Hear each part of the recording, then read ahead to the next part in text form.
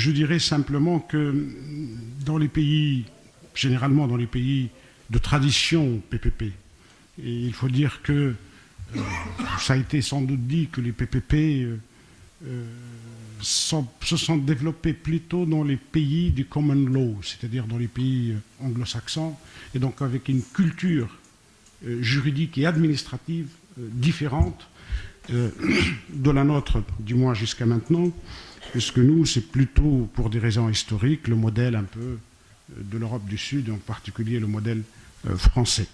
Et que le modèle français, évidemment, ne connaît pas beaucoup les PPP au sens strict du terme. Ils connaissent les concessions et que cet héritage-là a fait que les Français eux-mêmes ont commencé à faire l'apprentissage du PPP dans les années 2000, finalement. C'est l'ordonnance 2004, etc. Et ils ont eu aussi des déboires dans cette affaire parce que quand on n'a pas suffisamment de tradition et de savoir-faire, évidemment, on se trompe. Et il suffit de rappeler le rapport de la Cour des comptes française d'il y a 2 ou 3 ans, de 2008, je crois, qui fait un bilan assez critique de l'expérience de l'ordonnance de 2004 sur les PPP et le bilan plutôt jugé négatif pour les collectivités locales du moins, pour les projets locaux, puisque la question de développement régional et local a été évoquée. Donc il faut quand même rappeler ça, et à partir de là, évidemment, on ne peut pas juger une loi de manière, je dirais, ni trop critique, ni trop favorable, parce que nous faisons un peu l'apprentissage. Pour le rappel, en 2008, Serratov le sait, je ne sais pas si Mme Ciel est encore là, quand on a mis en place ce projet de loi sur les concessions,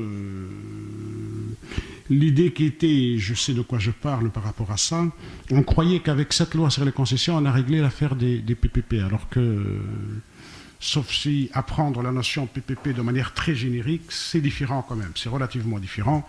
On peut dire que la concession pourrait être la variante un peu franco-française de tradition droit français des PPP. Et donc, on s'est rendu compte que c'était une loi qui n'était pas suffisante, ou loin d'être suffisante, qu'il fallait réellement légiférer sur les PPP. C'est dans ce cadre que s'intègre donc ce projet.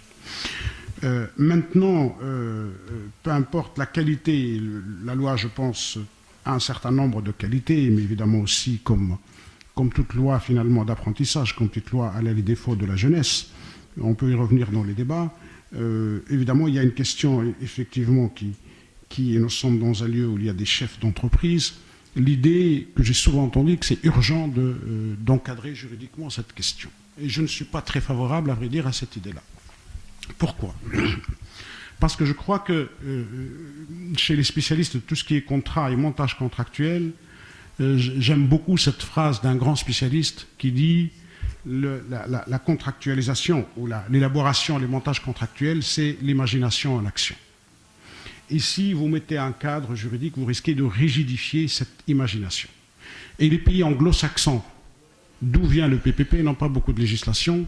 En réalité, les contrats PPP dans ces pays-là sont des contrats extrêmement détaillés, très très longs, parfois des centaines de pages, mais il n'y a pas de cadre juridique rigide assez développé.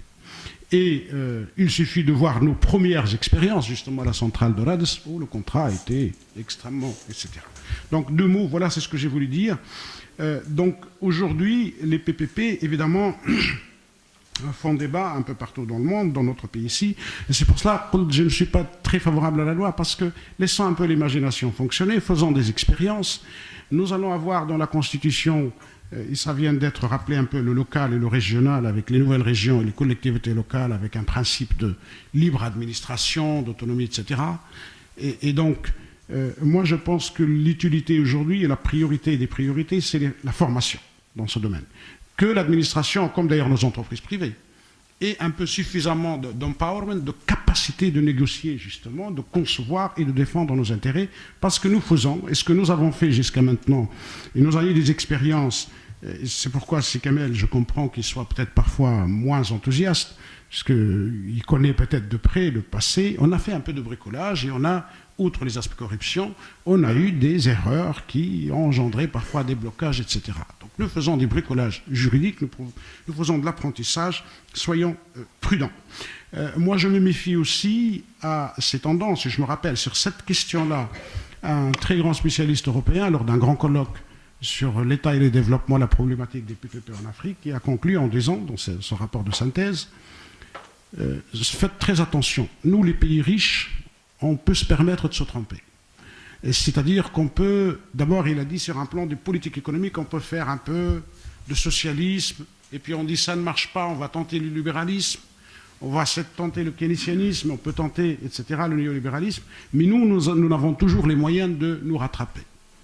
Les pays en développement, c'est beaucoup plus délicat. Quand on se trompe, le coup est beaucoup plus gênant, et c'est pour cela, moi je plaide pour la prudence, parce qu'effectivement, la situation de notre économie aujourd'hui est extrêmement fragile, et donc on doit d'abord renforcer les capacités de négociation de notre administration, de nos entreprises, parce que surtout que les projets les plus lourds, généralement, c'est avec des partenaires étrangers, et c'est sur financement international.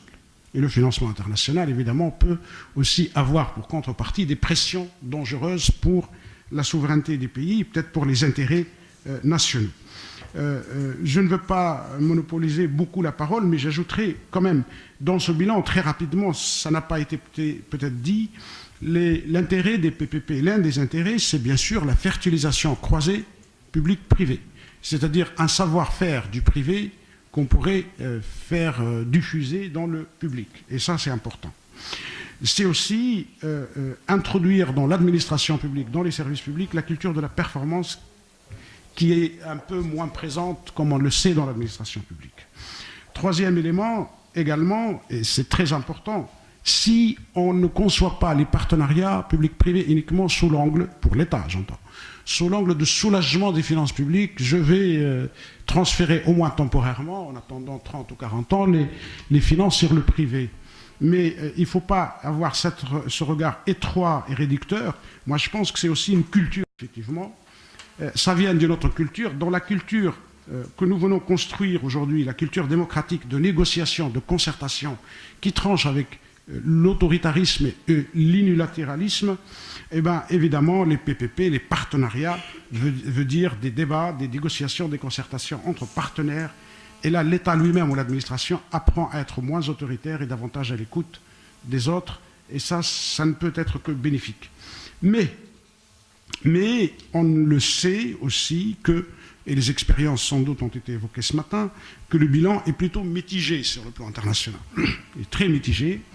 Et on peut dire que là, s'il y a quasiment un accord, à ma connaissance, au moins dans la littérature que j'ai vue, que ce soit les gens très favorables ou très critiques, que globalement, sur le long terme, sur le plan financier, là encore pas l'économique, hein, je m'arrête au financier, globalement sur le plan financier, les partenariats publics-privés sont plus coûteux pour le public, pour l'État, que pour le privé. Ça, c'est à peu près une règle générale, même les plus grands déficitaires. Pourquoi?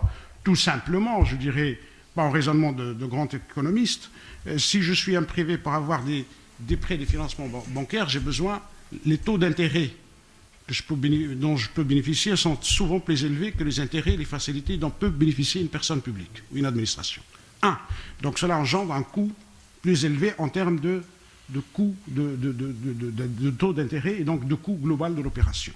Deuxièmement, moi, le privé, évidemment, c'est tout à fait logique. Si je m'investis, j'entends partenariat, je cherche à gagner de l'argent. Et donc, il y a et la marge bénéficiaire des partenaires privés et le surcoût engendré par le financement bancaire. Troisième élément, évidemment, et donc tout ça, sur le long terme, quand on fait le bilan sur 30 ou 40 ans, sans doute l'opération coûterait en général bien plus cher que si le privé lui-même avait fait ce genre d'intervention. Mais évidemment, il ne faut pas calculer uniquement de manière réductrice en termes financiers, il faut calculer en termes économiques, en termes stratégiques.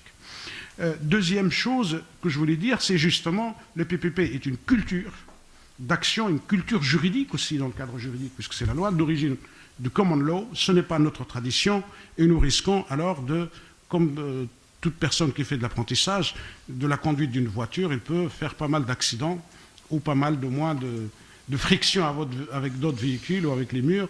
Donc c'est pour cela que je plaide pour la prudence et que la démarche